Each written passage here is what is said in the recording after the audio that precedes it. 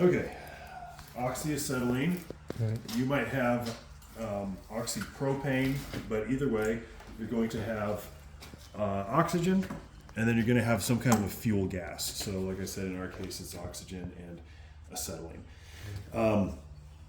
Some things to note: your fuel gas side is always going to be red, and you're always going to have notches in the fitting there, and that indicates opposite thread. So you couldn't possibly accidentally thread this guy onto your oxygen. Right. Your oxygen is going to be standard thread all the time. Right. So those are going to run up here. I have a fuel gas side, an oxygen side, and then I've got a mixing chamber here. Essentially the way this works is we're going to light the acetylene side. We're going to have a little bit of a flame, and we're going to have a little bit of excess oxygen inside the mixing chamber. What we do is we make an adjustment here. The acetylene flame is not going to burn hot enough to melt through our metal, but when we press the trigger, the built up extra oxygen is introduced into that stream, and what that does is it instantly rusts our material, oxidizes it, and blows it away. And that's kind of the chemical science that's happening behind the scenes. So to set this guy up, let me first grab my striker.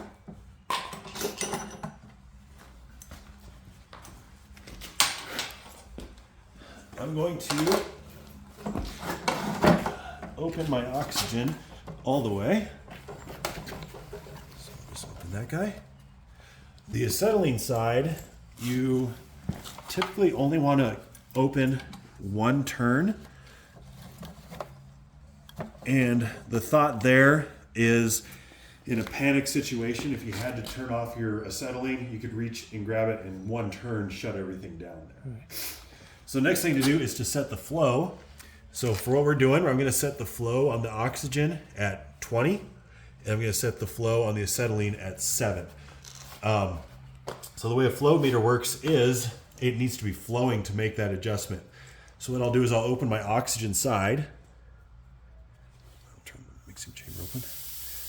Okay, and right now it's reading at about 30. So I'm going to reduce that till it reads 20. So that's set. And I'll do the same for the acetylene. I'll open that guy. And right now that's set at about 12, it looks like. So I'll turn that down to 7. We'll turn that off. So now we've set acetylene at 7, oxygen at 20, and we're ready to strike it up. So at this point, I want to have all my valves closed. First thing I'll do is open my oxygen all the way. And then I'm just going to crack the acetylene, and then I'll light it. What that's going to do is it's going to give me a really dirty, dark flame. It's going to have all the carbon floating around. I'm going to clear that out by increasing the acetylene until it gives me a nice, clean, kind of feathery flame. Once I see that, I don't need to adjust that anymore, otherwise I'm just wasting gas. So that's going to be sufficient enough there. And then what I'll do is I'll open up the mixing chamber, and that's going to introduce some of that oxygen in there, and it's going to take that feathery flame, and it's going to develop the kind of this blue-white flame that has this little blue cone inside of it. I'll keep increasing that until that cone gets a little shorter, until it's about a ½ inch long. When I press the trigger, that little inner cone should stay about the same size, and that's going to be my cutting flame. All right, so the way that works, the way it looks is, I already did that, so oxygen all the way open. I'll crack the acetylene and light it. Dark soot, I want to clear that out, so I increase the acetylene to right about there. That's a good clean flame. Now, I'll open up the mixing chamber.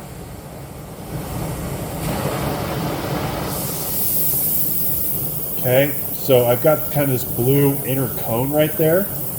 I want to keep increasing the mixing chamber until it's about that long. When I pull the trigger, it should stay about the same size. All right. So what I'm going to do is, I'm going to push